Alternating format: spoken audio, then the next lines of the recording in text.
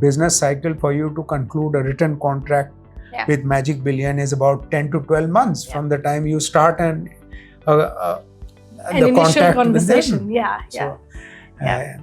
It's not an easy journey that we do with them. No, it's not. And I think the engagement then with the employers through the life cycle of actually getting the Indian talent to them and beyond has created that long-lasting trust where now I would say 90% of the employers we work with year on year are repeat.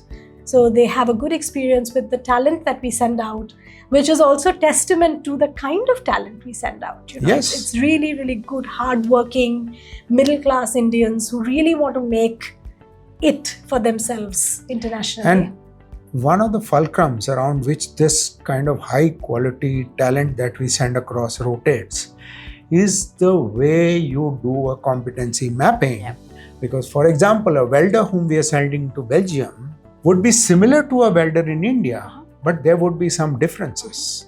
And so maybe you could talk a little about how that competency mapping... That's fully your expertise. That's what you did for when you were at the National Skill Development Corporations. Why don't you talk about it? The talent typically which needs to go global, successful mobility can only take place if both the employer and the employee understand what are the competencies which will be required in that position. So therefore, it has to start with the employer end and not with the India end. So that's the part that we do extensively with them to understand what that person will do through the day, what kind of machines they will operate, what kind of processes they do. Then we catalog that and we bring it back to India.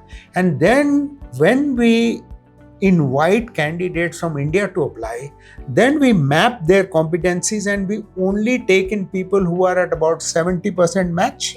And then we design a training program which is 30% fulfillment of the requirement both of the visa as well as of the employer.